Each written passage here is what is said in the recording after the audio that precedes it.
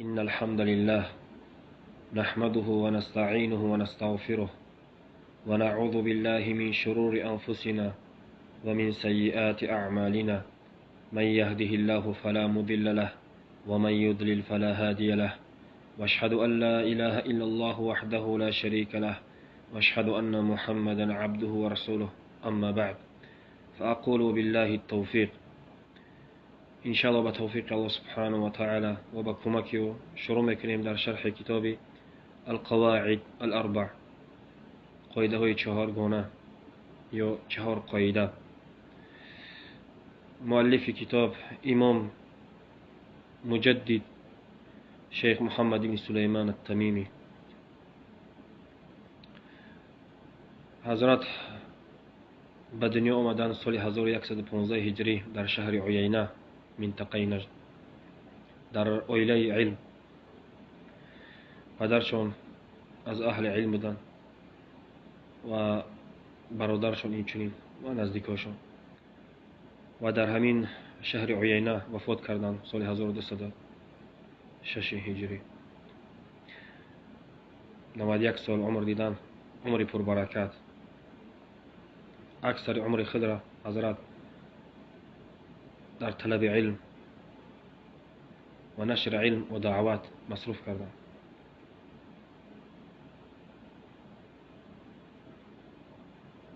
دعوت میکردند، کتاب تألیف میکردند، رساله ها تألیف میکردند، مکتوب ها روان میکردند، دعوت کردند مردم به عبادت الله سبحانه و تعالی یگانه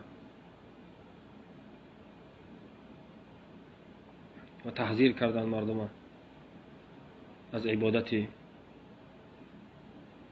اخلاقات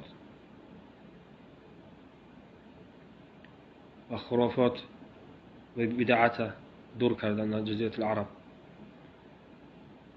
این امام سبب شدند که شرک و خرافات از جزیره محمد صلی الله علیه و سلم بعد از اینکه انتشار افتاد بار دیگر نیست شد، از بین رفت به سبب این امام. الله سبحانه و تعالی دور کرد شرک بار دیگر از جزیره العرب. الله جزای خیرش دهد، رحمت مغفرت کند، درجات عالی، منزله های عالی نصیبش گرداند در روز قیامت در جنت. آمین. شیخ گفتن القواعد الاربع، قاعده های چهارگانه. همین کتاب قواعد اربع مختصر و خلاصه کتاب کشف الشبهات است.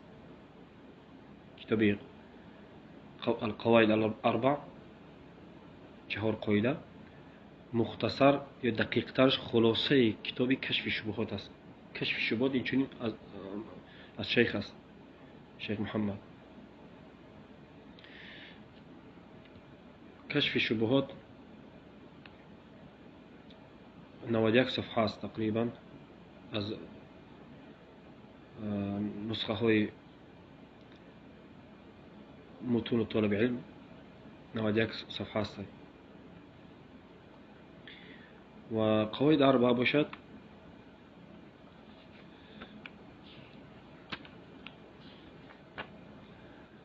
یک دو سه چهار پنج شش هفت هشت نه یعنی 10 صفحه تقریبا.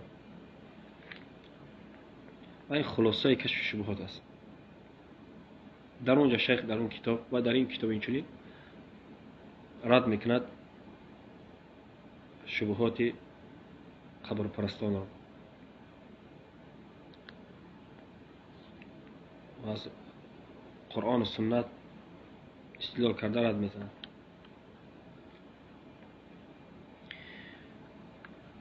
شیخ گفتن القواعد الاربع،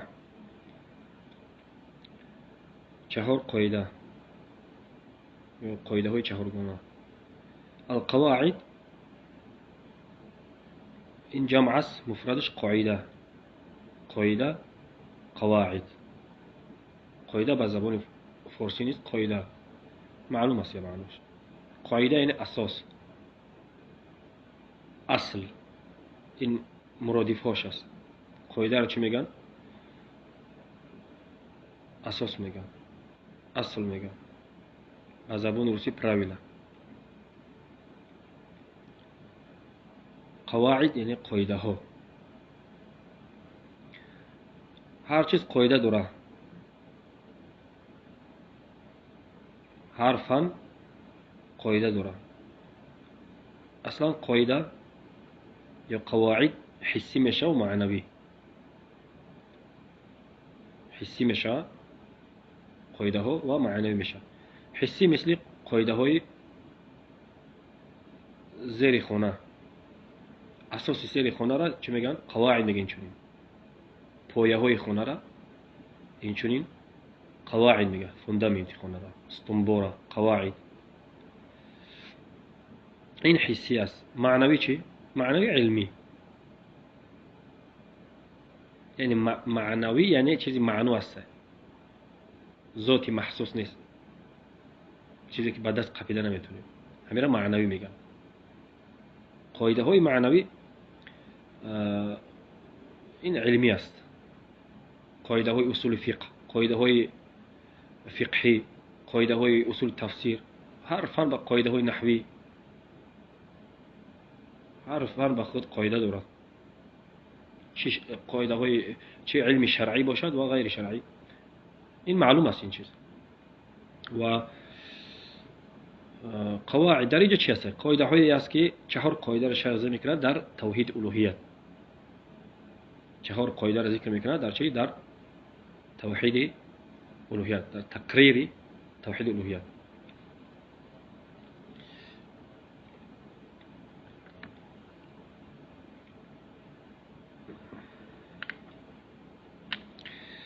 شرح گفتن بسم الله الرحمن الرحیم. به نام الله بخشنده مهربان. بسم الله. این حرف الباء حرف جر است و این چنین حرفی چی است؟ الباء للاستعانه میگن، برای کمک طلب کردن. به چی؟ به نام الله سبحانه و تعالی. بلکه به نام های الله سبحانه و تعالی. وقتی که مفرد اضافه شود جمع میشه. بسم الله یعنی تبرک میکنم، کمک میگیرم به نام های الله سبحانه و تعالی. بسم الله الرحمن الرحیم.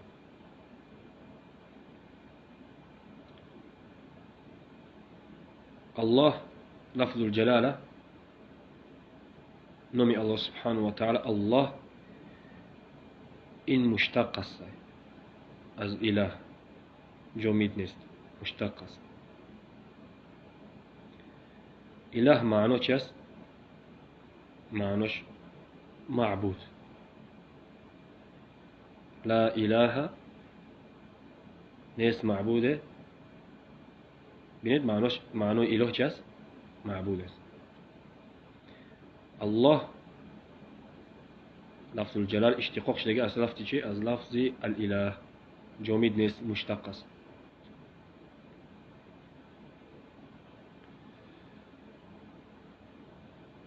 فرق بین جامد و مشتق این است که جامد اشتقاق شدگی نیست، مثل جبل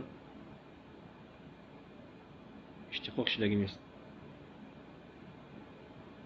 اما اسم هایی که مشتق است یک چیز اصل داره، یک ریشه داره، یعنی از یک ریشه گرفته شده است. بسم الله الرحمن الرحیم. جار و مجرور متعلق داره. جار و مجرور چی داره؟ متعلق. جار و مجرور خودش متعلق است و هم متعلق چی است؟ فعل است. بسم الله یعنی به نام الله چیکار میکنم؟ همون میخونم یا که تعلیف میکنم یا اینکه مینوشم میخورم، پیش از هر عملی که وقت انسان بسم الله میگه نظر میکنیم چی هست در نزدش. طعام میخورم، یعنی بسم الله به نام الله میخورم تا اینکه طعام برکت شود. بسم الله مینوشم تا اینکه در این شراب برکت شود. بسم الله وقتی نویسیسته تعلیف کرده باشه، نویسیسته باشه، چه کمک میگیرم، تبرک میکنم تا اینکه از خطاها در امان بمونم، از خطاهای املایی و غیره. و وقتی برداشتن بسم الله یعنی کمک میگیرم به نام الله، همون چیزا میبرداری. خلاصه همون تقدیر میکنم همون چیزی که مناسب است به حال انسان یا فعل انسان. بسم الله الرحمن الرحیم. و متعلق محذوف است، همون فعل محذوف است. بسم الله حرف بی دیدن حرف بچ بعدش الف نیست. الف هم میدونین همون تیاقی است که در همون نیست. ببینین نباشه در اول اسم باید نوشته شود. اسم اصلا همین اسم حمزه داره پایینجدا، همون حمزه رو حذف کردن و همون الف هم حذف کردن. برای بسیار تکرار کردن، یعنی از سبب بسیار که تکرار میشود برای تخفیف یعنی آسان شدن حذفش کردن. لیت تخفیف میگن تو که در زبان وزبین نشه. عرب یک چیز بسیار تکرار که حذفش میکنن در لغت عرب و دیگر لغات هم الله هم هست. این چیز بسم الله یعنی در بینه که در اینجا حمزه نیست، الف هم نیست. برای همین اسبابی که بسیار نام الله سبحانه و تعالی را بسم الله را ذکر میکنیم با این سبب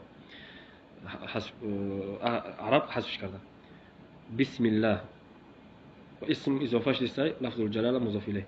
بسم الله الرحمن یعنی با تمام نام الله. مفرد گفتیم اذا شفاعت جمع دبر میگه جمع. با تمام نام الله سبحانه و تعالی تبرک میکنم، کمک میگیرم. بسم الله الرحمن الرحیم. الرحمن از نام الله است، الرحیم اینچنین نام الله سبحانه و تعالی است. و لفظ الجلاله الله یگان کس حق این نام ماندن نداره.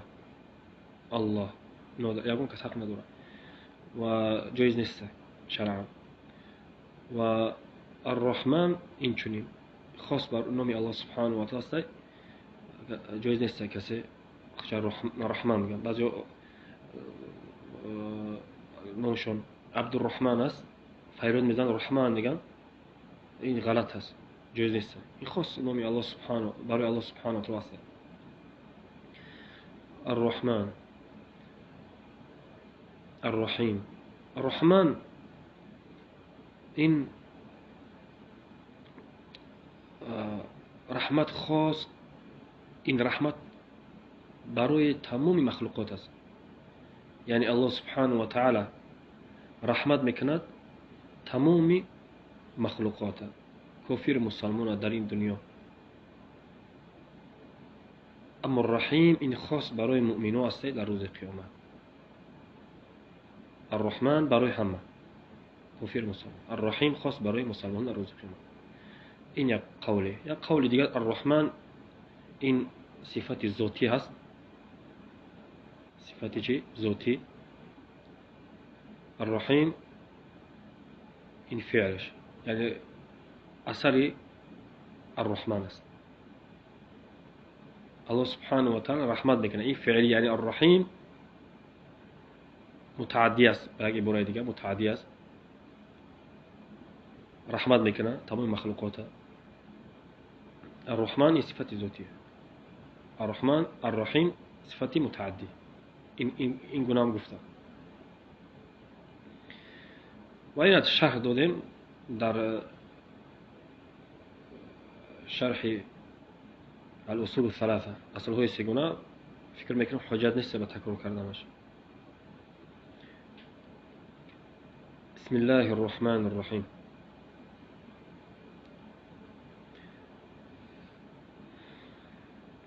به نام الله میگیم. خدا گفتن جایز است، خواستن برای کسانی که نمیدونن که ترجمه کردن گاهی یا که گاهی اگر انسان گفت جایز است، لیکن افضل الله گفتن است. برای چی؟ برای اینکه ولله الاسماء الحسنى است. ولله الاسماء الحسنى، برای الله سبحانه و تعالی نام‌های زیبا است. ولله الاسماء الحسنى، برای الله سبحانه و تعالی نام‌های زیبا است و در همین نام‌های الله سبحانه و تعالی در یگان جملگی نیست خدا نیست.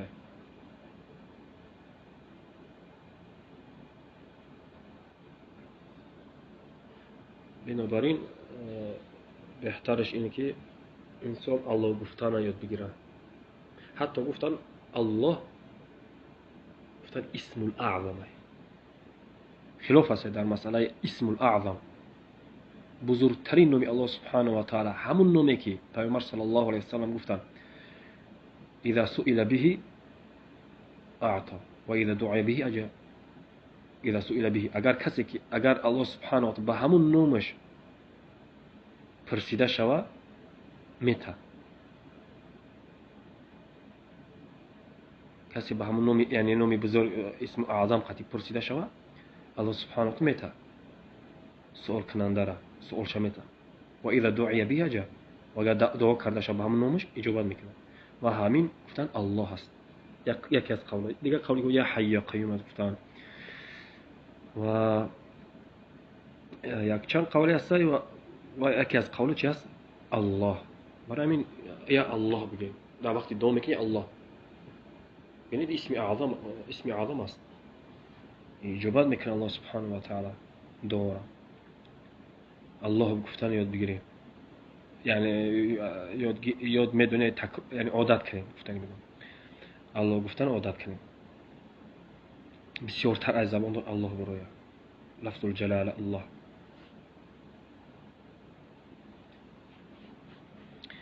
اما کسی که خدا گفت گناهگار نمیشه.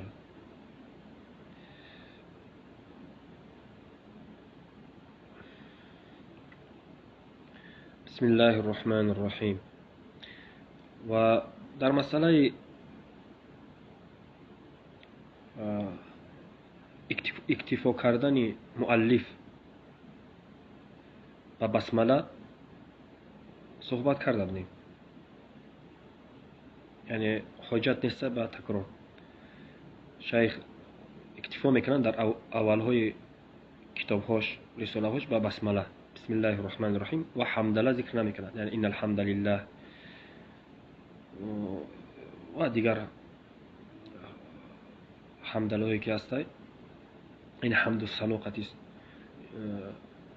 شروع میکنن مؤلفا کتابهاشون. شیخ اکتفا میکنه به همین بسمله برای که رساله مختصر است و برای حفظ است و برای تعجیل کردن فایده. و این ذکر کردیم در شرح اصل سگونه، کسی در کره مراجعه کنه. گفتن شیخ بسم الله الرحمن الرحیم.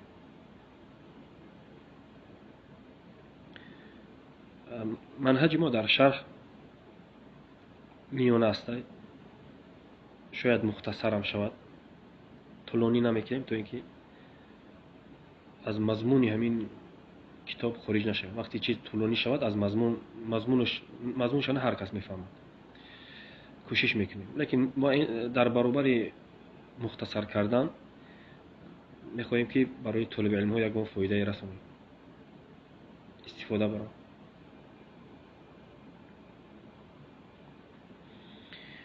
شیخ رحمه الله گفته اسأل الله الكريم رب العرش العظيم أن يتولاك في الدنيا والآخرة وأن يجعلك مباركا أينما كنت.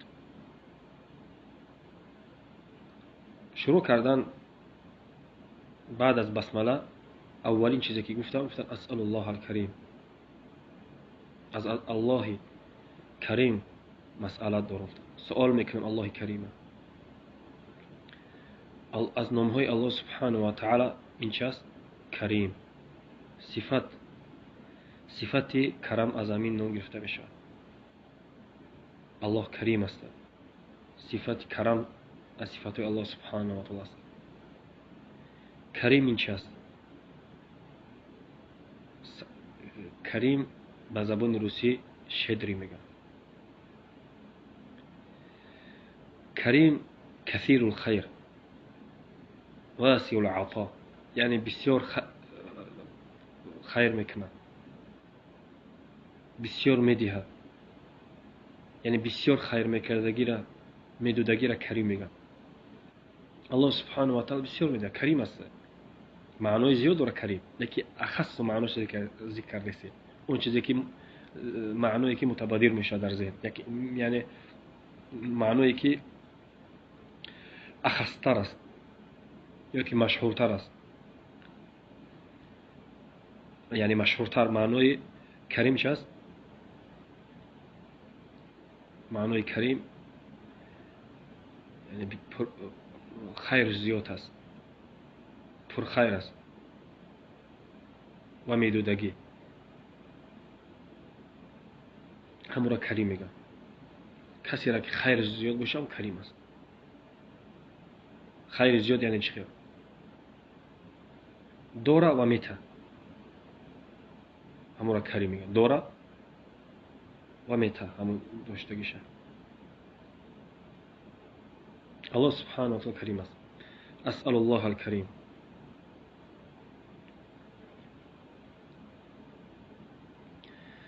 رب العرش العظیم، رب العرش العظیم، پروردگاری عرش بزرگ. اولا ترجمه میکنیم تا اینکه تصور کنین همین عبارای شیخه و بعدا کلمه شنیدیم. شیخ گفتن مسئله میکنم الله کریمه، پروردگاری عرش بزرگه، این که ترا نصرت تیه، دوست داره، موفق کنه در دنیا و آخرت. ان یتولک فی الدنیا و الاخره، ترا دوست گیره، نصرت تیه در دنیا و آخرت. و ان یجعلک مبارکا اینما کنت، و این که ترا مبارک گردون هر که جوده که باشه. و این ترجمه بود. شیخ گفتن اسأل الله الکریم، کریم شرح دادیم.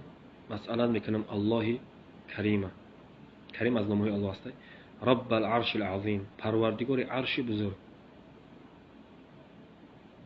رب با معناهای زیاد میاد. یک معناش چی است؟ سید. یک معناش مالک.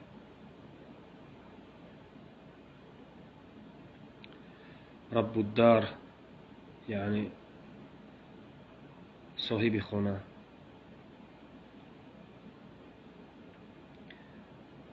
و رب العرش العظیم، پروردگار عرش بزرگ.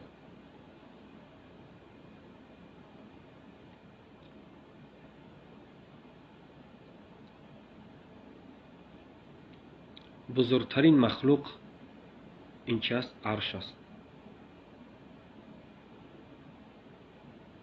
الله سبحانه و تعالی این عرش، این بزرگترین مخلوق وصف کرد به عظمت.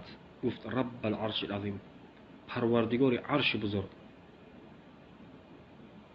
عظیم بزرگ. عرش الله سبحانه و تعالی یک چند وصف داده است در قرآن. رب العرش العظیم گفتن، پروردگار عرش بزرگ. رب العرش الکریم، پروردگار عرش کریم، با کریم وصفش کردن. کریم برای عرش است، یعنی بی نهایت با ارزش، بی نهایت قیمت، گرانبها.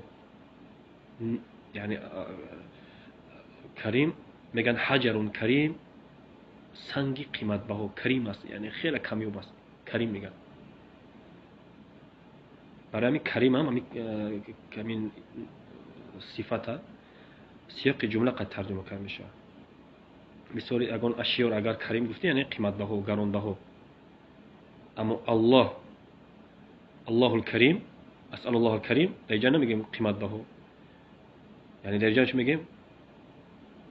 کثیر الخیر، کثیر العطا، واسع العطا، بسیار میدودگی، بسیار خیر. همون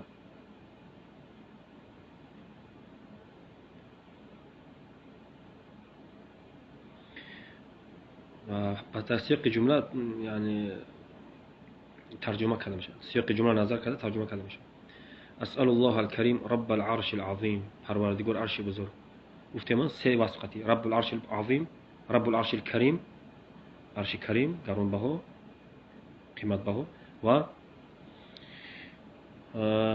ذو العرش المجید، ذو العرش المجید، صاحب عرش مجید. مجید صفت‌های زیبا. وقتی که صفات بسیار صفات جمع شود در یک چیز میگه مجید، صفات زیبا کمال.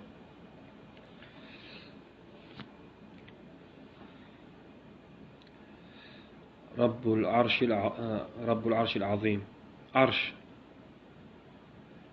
عرش از همه در مخلوق بزرگترین هست و همین عرش، سوال: آیا عرش اولین مخلوق است یا که پیش از عرش چیز دیگر خلق شده است؟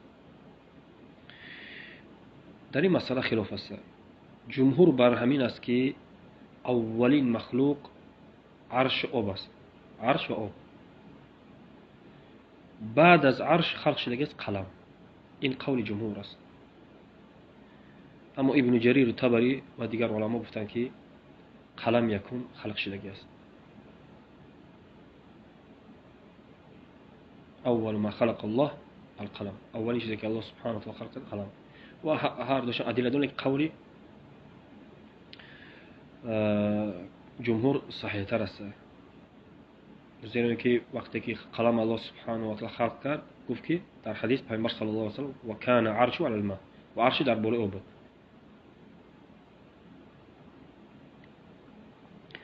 و بنابراین علما گفتند که یکم چیزی که خلق شده است و جمهور گفتن عرش است، لیکن همون جمهور هم اختلاف دارند. آب یا که عرش کدام شواله؟ گفتن آب.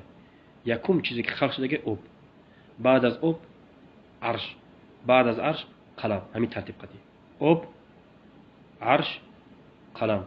یکم آب، دوم عرش، سوم قلم. برای چی؟ برای که عرش در بالای آب است. بعضی گفتن نه، آب و عرش یک جای خلق شده، هر دوش در وقت.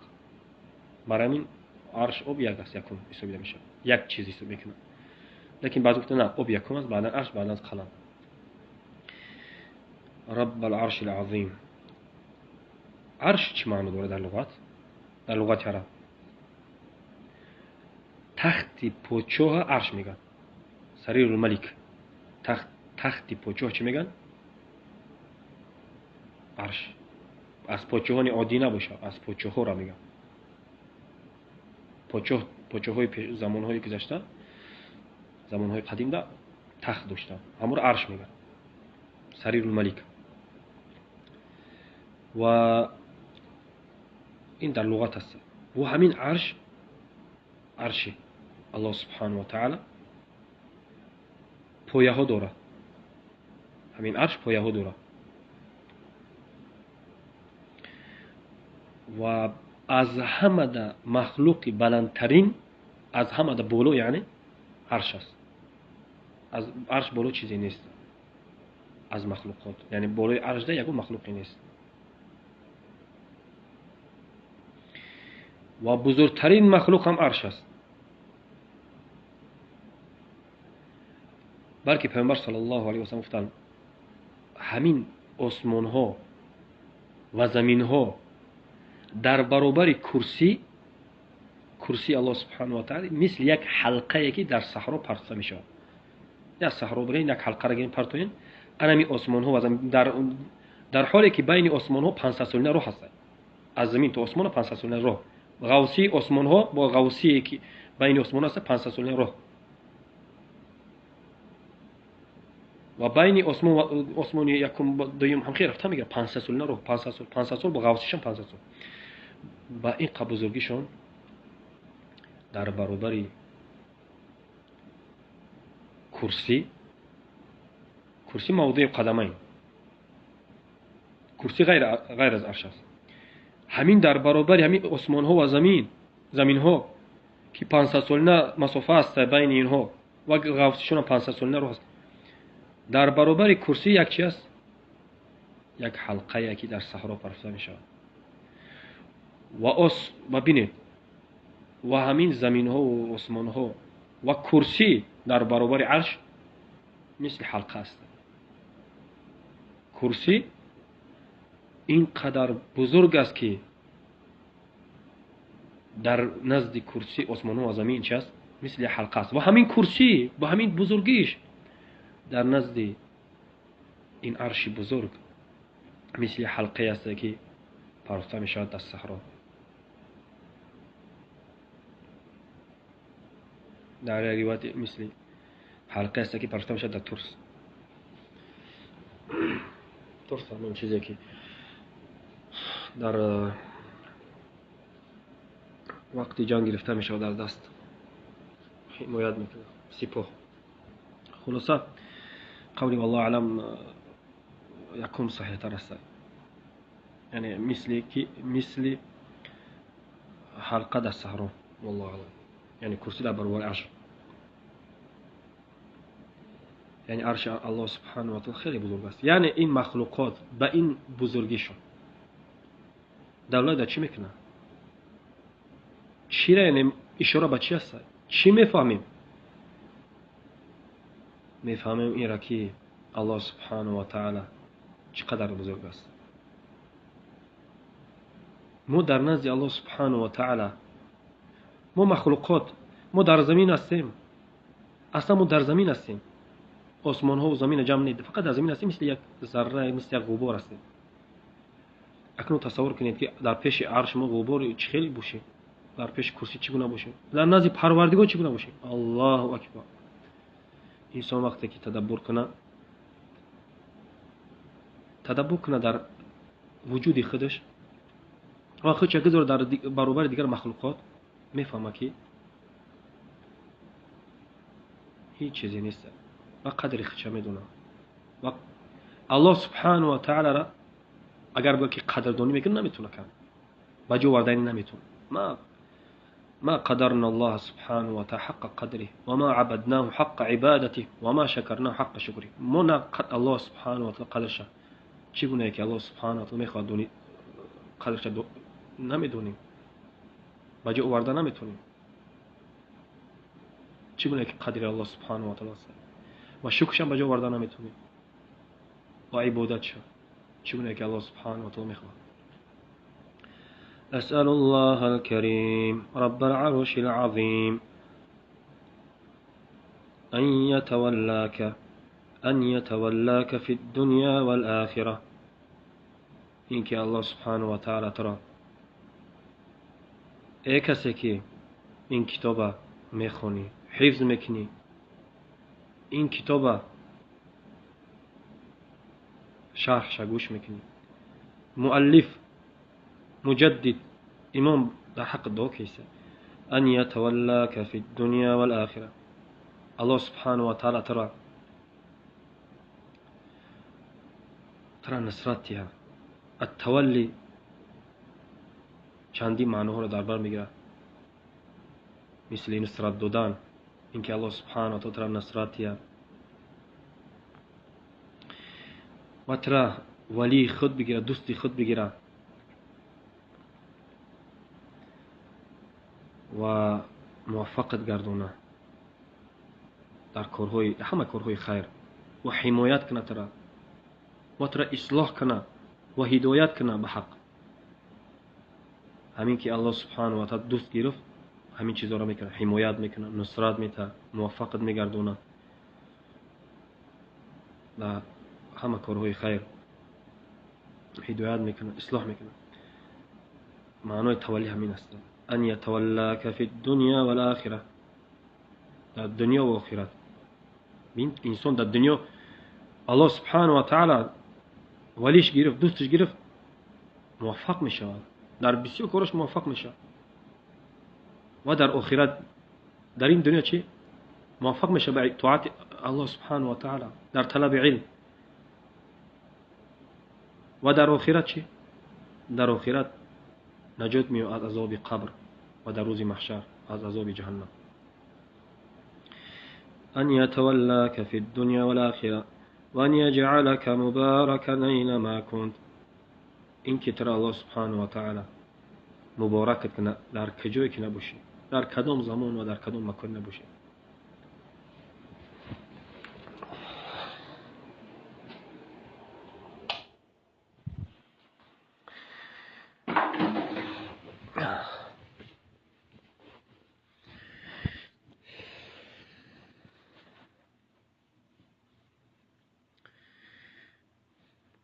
وأن يجعلك مباركا أينما كنت.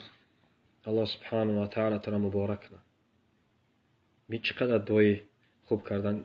حضرت از عادتشون هستن که در اولای کتابهاشون، رساله هاشون با لطف خطاب میکنه، دعا میکنه در حق خواننده، در حق طالب علم گوش کننده دعا میکنه. الله رحمتش کنه. و در بسیار رساله هاش همین چیزا دیده میشه. همین اسلوب تلطف، اسلوب دعا، اسلوب زیبا، اسلوب خیرخواهی برای خواننده. مبارک نتره میگه. کیای وای مبارک شما برکت هم میدونین. برکت این چی است؟ اصلی کلمه از بیرکه گرفته شده است. حوض آب بیرکه میگه. از همون چیز گرفته شده. برای چی؟ برای که در حوض آب جمع میشوه. در حوض آب جمع میشوه. و برکت چی است؟ برکت خیر بسیاری که ثابت است. خیر است، شر نیست، خیر است. برکت چی است؟ برکت خیر است و ثابت است و بسیار است. همین خیر میگه. بردوام است، یعنی خیر است، بسیار است، ثابت است، بردوام. انا میره برکت میگه. حضرت در حق دعا کایسته، در حق طالب علم، در حق خواننده، گوش کننده. و ان یجعلک مبارکا اینما کنت. مبارکت گردونه. در چی در مبارک گردونه؟ چی چیز در برکت؟ در علمت برکتیه، در مولت برکتیه، در اهلت برکتیه، در کارخود هم برکتیه، در همه چیز. چگونه برکت میشه؟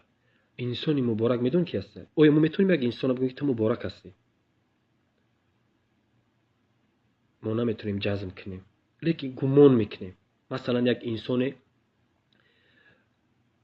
میگیم هم فلانی طالب علم مبارک است، فلانی دعوتگر مبارک است. یعنی چه خیلی مبارک است؟ میگیم در کجایی که میشینه مردم دعوت میکنه، در کجایی که نباشد مردم تعلیم میده. و همین انسان مبارک است. مبارک یعنی در چیزش؟ در علمش. برکت علم، نه برکت لباسش یا که بدنش یا که توفش یا که آب دهانش. نه، برکت نیست در این چیزا. برکت در چیز است؟ در علمش است. میگیم انسانی مبارک است، گمانی نیک میکنیم، لیکن یقینا نمیدونیم. گمانی نیک میکنیم. یک کس مبارک گفتنم اینجوری مثل یک کس گفتن شهید شد. شهید میگیم ان شاء الله شهید شد. ان شاء الله انسان مبارک است. مجاز نمیکنیم ان شاء الله. از برکت انسان این چی است؟ اینکه یک مجلس دانشه دعوت کنه، تعلیم تیه، اصلاح کنه. همین انسان مبارک است. همین را میگم مبارک. اما انسانی که اومد در مجلس شش غیبت کرد یا که یگون نفع فایده نیاورد، یگون چیزی نشر نکرد از علم، این نمیگه مبارک است.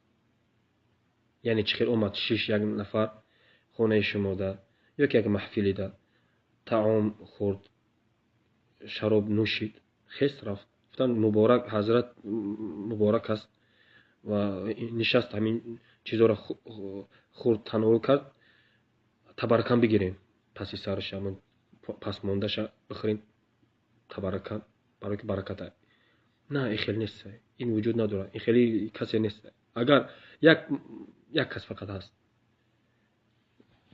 لیکن وفات کرد 1400 سال پیش. این محمد صلی الله علیه وسلم بهترین بشر، همون پس موندهش برکت بود. موی سرش هم برکت است، بدنش هم عرقش هم برکت است، لباسش هم حتی هم لباسی که بدنش رسیدگی همون برکت. لیکن غیر از پیامبر صلی الله علیه وسلم کسی در نیست. یگان صحابه با عرق حضرت ابوبکر تبرک نکردن، پس موندهش تبرک نکردن، لباسش که تبرک نکردن. یگان صحابه یگان جدا اومده نیست. حتی غیر از ابوبکر، یعنی وقتی که یگان صحابه حسابش دیگه نیست، یعنی وقتی که ابوبکر حسابش دیگه نیست، دیگه روز به طریق اون این چیز نیست. و این چنین جایز نیست گفتن تبارکت، جایز نیست. یا اینکه بگیم بارک، برکت چیز کرد، عطا کرد، نه گفتن جایز نیست. تبارکت گفتن جایز نیست. و انسان میگه مبارک، میگه مگر گمونی نیک میگه مگر دعوتگر باشه، اگر انسانی باشه که از او برکت است دیده میشه، گمونی نیک میکنه میگیم. لیکن مبارک الله سبحانه و تعالی است. مبارک الله هست، مبارک مخلوق. و بعضی ها میگن خدا مبارک شود، در توی ها میگن یگون چیزی هدیه کردن میگن خدا مبارک شود. این چیز جایز نیست. مبارک اسمی مفعول است، برکت داده شده. الله سبحانه و تعالی برکت میده. الله سبحانه و تعالی برکت از جانب الله است. برکت این گناه گفتن این چیز خطای بزرگ است. برای همین اصلاح کنید انسان ها را. کسانی که این سخن میگن در حال اصلاحشون کنید، میگن که این چیزا نگین، این باطل است. و ان یجعلک مبارکا اینما کنت. انسان مبارک یکم درجه کی است؟ همون کسی که دعوت میکند، نشر میکند، کتاب تالیف میکند، یعنی علما و کسانی که از اونها فایده است، فایده های اخروی. و این دعا برای همه است. و ان یجعلک ممن اذا اعطی شکر و اذا ابتلی صبر. وأن يجعلك ممن إذا أعطي شكر وإذا ابتلي صبر وإذا أذنب استغفر فإن هؤلاء الثلاثة عنوان السعادة.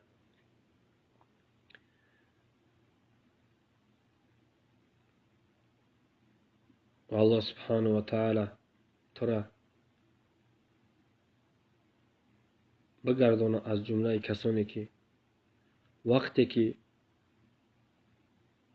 داده می شود نعمت ها شکرانه میکنه، وقتی که در بلاها گرفتار می شود صبر میکنه، وقتی که گناه میکنه توبه میکنه، استغفار میکنه. شیخ همین خیلی گفتن و ان یجعلک ممن اذا اعطی شکر. الله سبحانه و تعالی از جمله کسانی گردونه که وقتی که داده شود نعمت های الله سبحانه و تعالی شکرانه میکنند. حق نعمت این است که شکرانه کرده شود. لئن شکرتم لازیدنکم، میگه الله سبحانه و تعالی. لئن شکرتم لازیدنکم.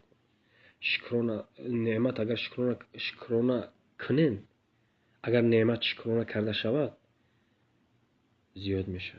لئن شکرتم لازیدنکم، میگه الله سبحانه و تعالی زیاد میکنه. ولئن کفرتم، اگر کورنمکی کردین، کفر ورزیدین به نعمت های داده الله سبحانه و تعالی، عصیان کردین، شکرانه نکردین، و این کفرتم این عذابی لشدید، عذابی من شدید است.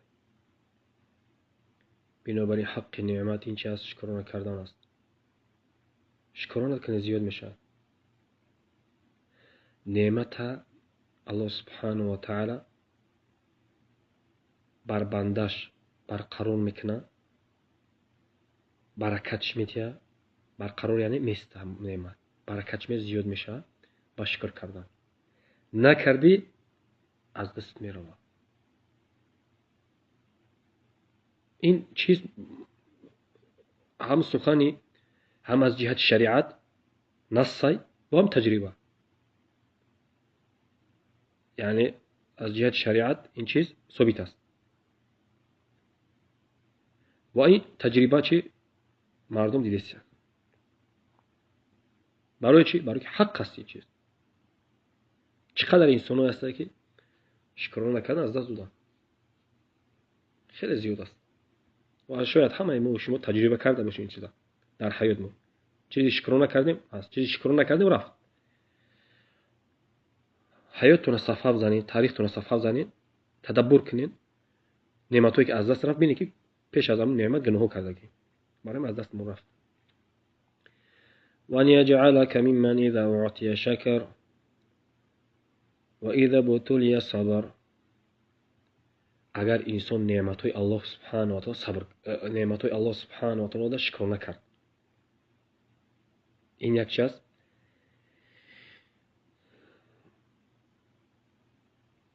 این یک حالت.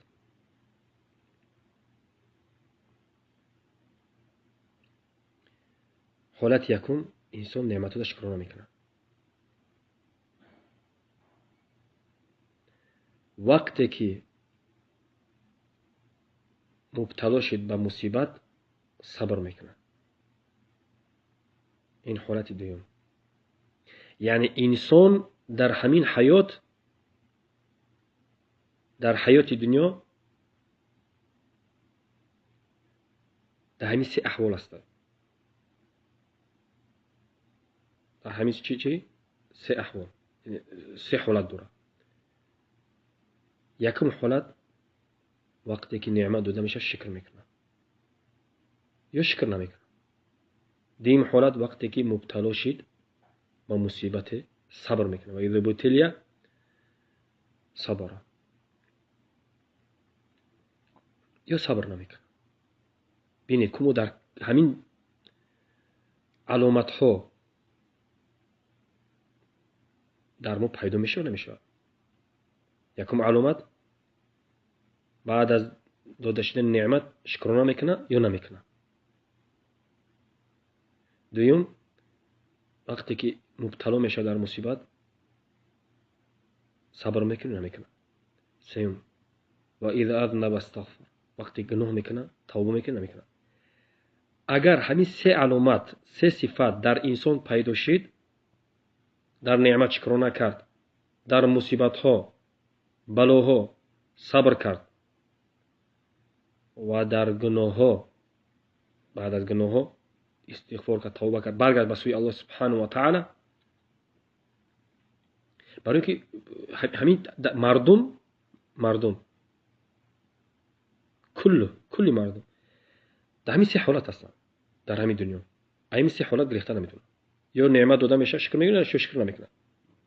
یک حالت. دیم حالت همه واقع میشه، مبتلا میشه در مصیبت ها، صبر میکنه نمیکنه. سوم گناه میکنیم. یعنی تو ما معصوم نیستی، گناه میکنیم. یک قسم از انسان ها توبه میکنن، استغفار میکنن، یک قسم دیگر پروا ندارن. انسان در همین سه حالت. اگر انسان شکر نکرد در نعمت ها، صبر کرد در بلاها، استغفار کرد بعد از گناه ها، فإن هؤلاء الثلاث عنوان السعادة. همین سه چیز، سه علامت عنوان سعادت است، عنوان خوشبختی است، علامت خوشبختی است. علامت چی است؟ خوشبختی است. انسانی موفق است،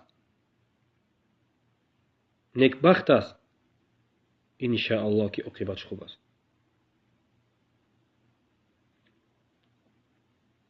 کامیاب است، نجات یافته است ان شاء الله.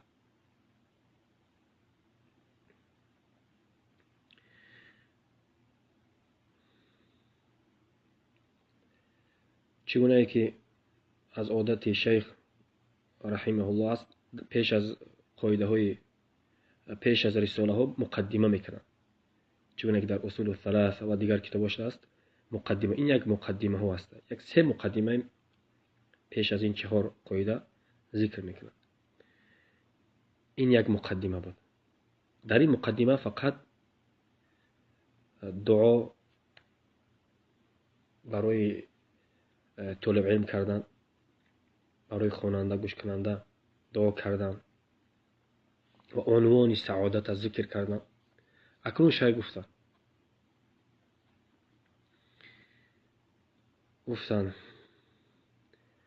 اعلم ارشدك الله لطاعته أن الحنيفية ملة إبراهيم أن تعبد الله وحده مخلصا له الدين وبذلك أمر الله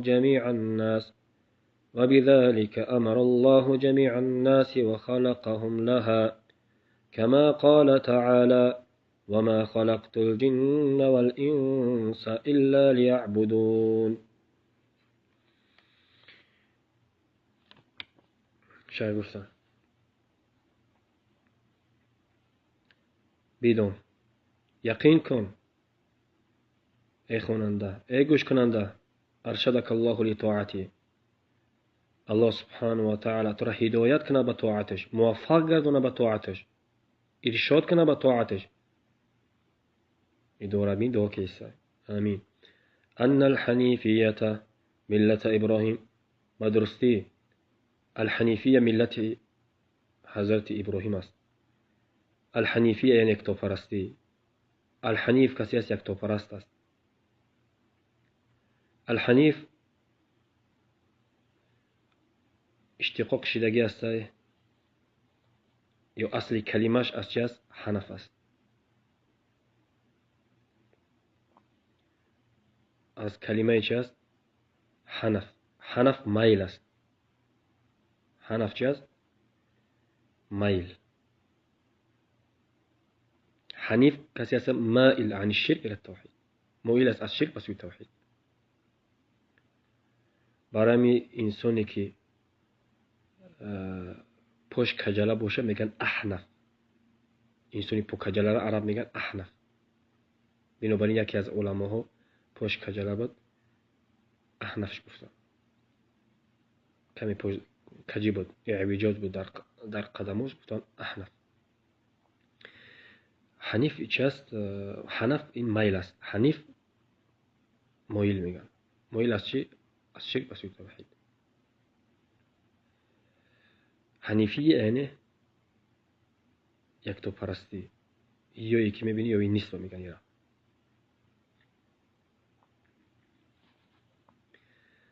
و توی مربوطه توی تأنیس است.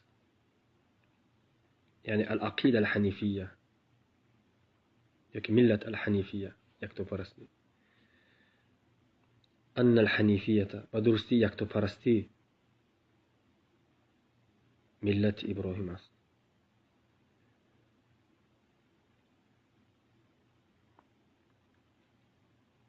ملت ابراهیم بدل است از حنیفیه. ان الحنیفیه که خیلی میشه خونیم. ان ملت ابراهیم الحنیفیه. ملت حضرت ابراهیم چی است؟ یکتاپرستی است. ملت حضرت ابراهیم یکتاپرستی. یعنی الحنیفیه یکتاپرستی ملت حضرت ابراهیم است. ان الحنیفیه ملت ابراهیم، ملت حضرت ابراهیم است. یکتاپرستی. این حنیفیه چی است؟ ملت حضرت ابراهیم چی است؟ ان تعبد الله وحده مخلصا له الدین.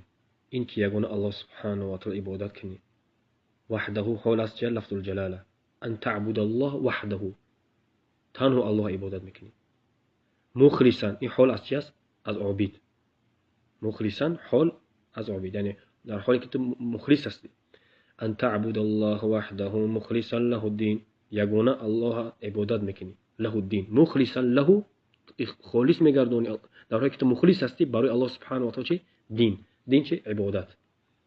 دین چی؟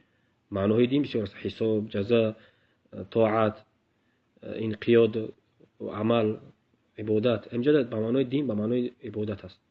عمل است. پیش عمل و عبادت هر دوست به معنای عبادت. یگانه الله میپرستی و خالص میگردونی عبادت برای او. و بذلك امر الله جميع الناس، و برای همین الله سبحانه و تعالی امر کرد همه مردم و خلقهم لها، و خلق کرد برای همین.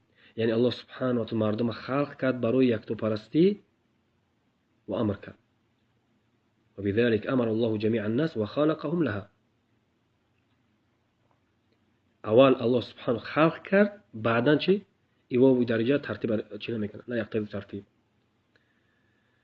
لمطلق الجمع، برای مطلق جمع بو اصل خیلی. و بذلك خلق الله الخلق وامرهم بذلك. همین خیلی میشه. يعني اول الله سبحانه وتعالى خلق الله الخلق ثم امرهم بذلك بعبادته. همین ترتیب قضیه همین خیلی میشه. و اینجا شیخ میگه و بذلك امر الله جميع الناس، برای همین الله سبحانه و تعالی همه را چیکار کرده است؟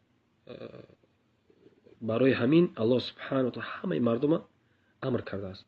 همه را چی امر کرده به همین و خلقهم له، و برای همین خلق کرده است. یعنی اول الله سبحانه خلق کرد و امر کرد به همین چیز. با چی امر کرد؟ با یکتا پرستی. و بذلك امر الله جميع الناس و خلقهم لها، و برای همین خلق کرده است. برای چی؟ الحنیفیه. حنیفیه چه؟ یکتا پرستی. كما قال تعالى، چگونه که الله سبحانه و تعالی گفتن وما خلقت الجن والانس الا ليعبدون.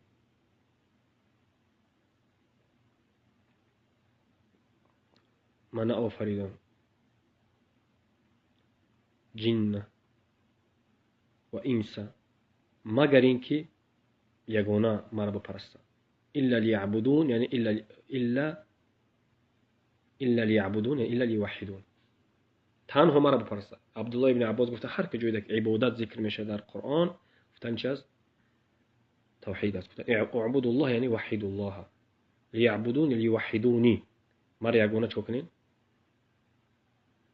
یگانه بپرستین. مرا عبادت کنین، نه عبادت کنین یعنی عبادت الله سبحانه و تعالی عبادت کنه و غیر الله عبادت کنه، این چی میشه؟ توحید نیست. نکی تنها مرا عبادت کنین یعنی توحیده. مشرکان الله عبادت میکردن، مشرکای زمان پیامبر صلی الله علیه و سلم، مشرکای این زمان الله عبادت میکنن و غیر از الله عبادت میکنن. بنابراین الا ليعبدون الا ليوحدوني، توحید تنها مرا میگه الله سبحانه و تعالی. و ما خلقت الجن والانس الا ليعبدون. جن اینو مکلف است. جن از آتش خلق شده است، انس از خاک و آب. جن همین حرفی الجیم و النون اصل همین کلمه‌ای که از مرکب است از جیم و نون، این سطر است پوشیده دیده نمیشه. هر چیز می اصل کلمه‌اش ببینیم جین نه جیم و نون است نمیبینی. جنین کم بوده اما کودکی که نمیبینیش. جنت درخت و پیچوندگی شای نمیبینیش، گیرید اطراف شده چیزی که در بین درخت واسه نمیبینیش. ای بسیار درختی را و جن نمیبینید، با چشم دیده نمیشه و غیره.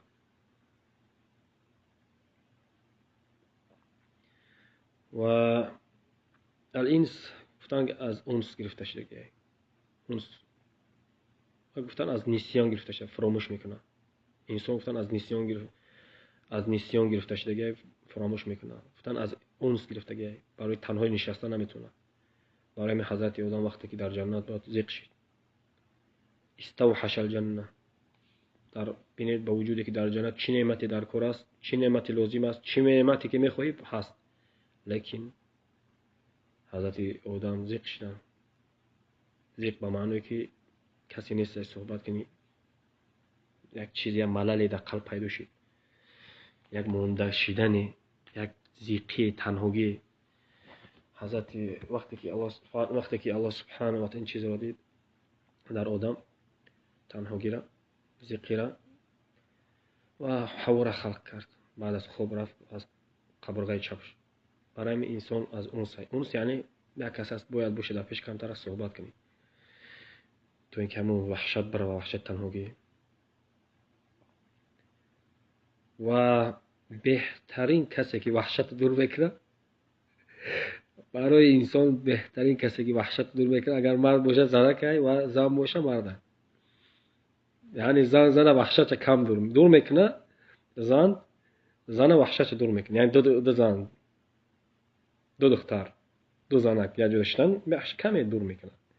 دو مرد داشتن کمی وحشتشان دور میکنه، لیکن مثل زنک دور نمیکنه.